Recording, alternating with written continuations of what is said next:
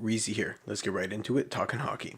Alright guys, well first I just want to thank everybody for clicking on that thumbnail. This video that you're currently watching is going to be focused on the trade that happened on February the 13th, 2021, where the Ottawa Senators traded to the Carolina Hurricanes. They traded away Alex Galchenyuk and Cedric Paquette, and in return they reacquired Ryan Dzingel. Without further ado, let's get right into the trade. Galchenyuk was drafted in 2012, 3rd overall by the Montreal Canadiens. He was drafted right after Ryan Murray, who Columbus drafted, and he was drafted right before Griffin Reinhart, who went to the New York Islanders. 2012 was one of those draft classes that wasn't amazing, it wasn't terrible. There was a lot of good prospects that came a little bit later on in the draft. If you really look at the top 4, there wasn't really much. Morgan Rowley coming after, Dumba has been solid, Trouba has been solid, Philip Forsberg has been really good, Tom Wilson has been good. There's one fun fact about the 2012 draft that I just wanted to throw into this video as I was doing a bit of research. The fun fact is actually here in the 4th round, 94th overall, the Montreal Canadiens drafted Brady Vale, and the pick right after him was a Columbus Blue Jackets who drafted none other than Josh Anderson. The reason how I even got to this was when I found out that pick number 101 is Tampa Bay taking Cedric Paquette. So Cedric Paquette was a part of this trade. I just found it interesting. I wanted to throw it in there that the Montreal Canadiens actually had the chance to draft Josh Anderson as they were picking right before he got chosen. He was up on the board available for them to take. In terms of Ryan Dzingel, well, he got drafted the year before in 2011 in the 7th round. All right, so let's get into Galchenyuk.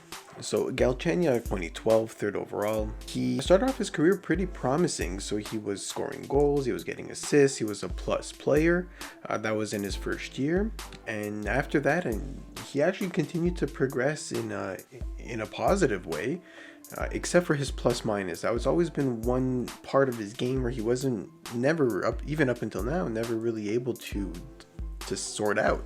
So the year after the 2013-2014 season, when he was with the Montreal Canadiens, this was the year that they actually made it to the Eastern Conference Final. They played against the New York Rangers, and Carey Price got what I call Kreiderized by Chris Kreider, and they shortly after lost the series and they got kicked out.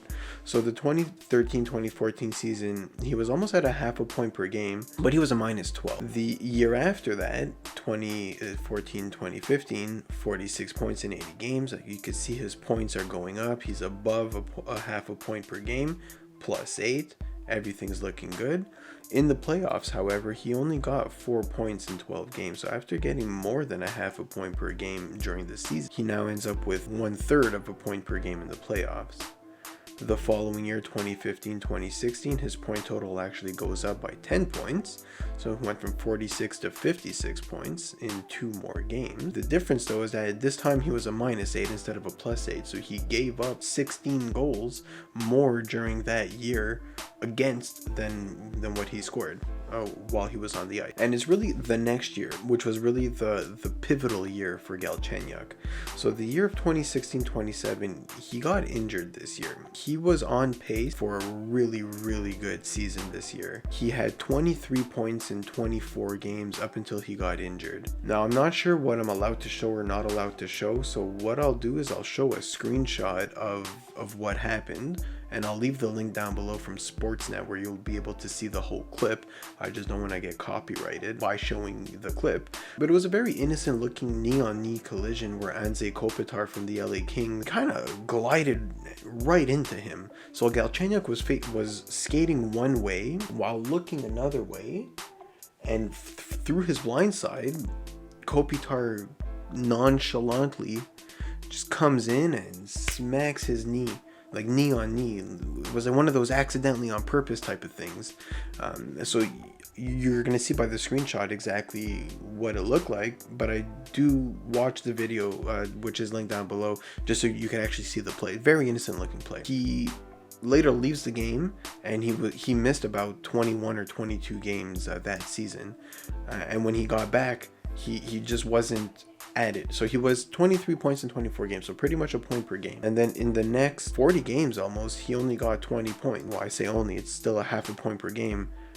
But that was really the season well, the injury that turned around his career. The following year, 51 points in 82 games, so he regressed from 2 years prior, where he played the full season, so he got 5 less points. But the big thing here is that he was a minus 31. That's insane. In 82 games, he gave up 31 more goals against than he scored in even strength play. Interesting is that for his whole career, he's a minus 64. So just about half of his minus comes in this one season with the Habs. That's when they cut the cord. They're like, you know what? Like, we gave this guy time to develop. Is he a center? Is he a wing? Age-old question. And they're like, you know what? No, we're done with him. Trade him away to the Arizona Coyotes. Get Max Domi back. So when Galchenyuk makes it to the Arizona Coyotes, he doesn't have a terrible season. I mean, 41 points in 72 games is not bad, but it's not great. He was a minus 19 that year, so although he did get better, he was still a minus player. Arizona had him for that 1 year, and then in the offseason, they traded him. They traded him away to Pittsburgh, and then Pittsburgh picked him up, and not long, 45 games he played with Pittsburgh, 17 points, minus 7, so he's still a minus. Then he gets traded to Minnesota. This is last year, so the year that the NHL played in the bubble for the play-in round and the playoffs. That was the year that Galchenyuk got traded to the Minnesota Wild. He played 14 regular season games with them, getting 7 points in 14 games, so a half a point per game, which is not bad. And he was a +2 rating. In the playoffs, he doesn't do much, 0 points in 4 games, and he's a minus. From Minnesota, he gets signed in the offseason, so his contract is done at the end of that season. So Minnesota does not re-sign him. Ottawa Senators, they take a flyer on him, $1 million 1 year. They take him. Like, Ottawa's a young team. This year they had a lot of promise. They're going to play with a lot of grit, up-tempo, checking, all that type of stuff. Galchenyuk just never fits in. He scores 1 goal relatively early on. He's only played 8 games for them, and he was a minus 6. So Ottawa, this weekend, 2 days ago, we're February 15th today, so 2 days ago they traded him away to Carolina, and they reacquired Ryan Dzingel. Just a side note, this +2 that he posted for Minnesota was his first positive plus-minus since 2014-2015, so it was 7 years ago the last time that he had a positive plus-minus before this small stint with the Minnesota Wild. Just crazy. So I just wanted to show you Alex Galchenyuk's trade history, every single trade that he's been involved in throughout the course of his career. So the first trade was the one for Max Domi. So 1-for-1, Alex Galchenyuk for Max Domi. No picks, no nothing, just 1-for-1, straight up. Arguably, Max Domi is the better hockey player. We all know that Max Domi now plays for the Columbus Blue Jackets. He later on got traded by the Montreal Canadiens. So when Galchenyuk was in Arizona, he got traded pretty much 1 year later. So it was one year and 14 days later. So 1 year and 2 weeks. Galchenyuk gets traded from Arizona to Pittsburgh, and it's interesting because he got traded pretty much for Phil Kessel. Phil Kessel is one of those pure snipers in the NHL, very good hockey player, and he's arguably the best player in this trade. So Galchenyuk gets traded for Phil Kessel. The next year, this is actually a few months later, so he didn't spend that long with Pittsburgh. He then gets traded from Pittsburgh to the Minnesota Wild. Pittsburgh gets back Jason Zucker. So Jason Zucker, arguably the best player in the trade. And now, this past weekend, February 13th, Galchenyuk gets traded for Ryan Dzingel.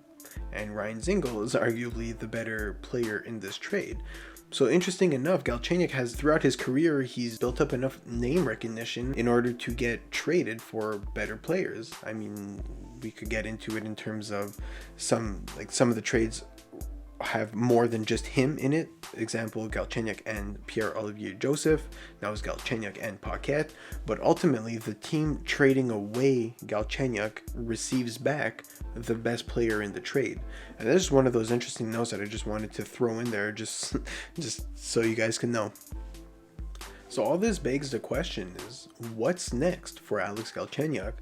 Is he going to stay with the Carolina Hurricanes? Is he even going to play a game with them? Or is he going to get traded again right away? So Galchenyuk is now on his sixth team, essentially, in 5 years. Like, he's been bouncing around the league like it's getting out of style. What I hope is going to happen for Alex Galchenyuk is I really hope he's going to find a team that's going, where it's going to work, that is going to gel. I honestly believe he's going to have to change his style of game in order to become an everyday NHLer. He's going to have to get a more physical aspect to his game.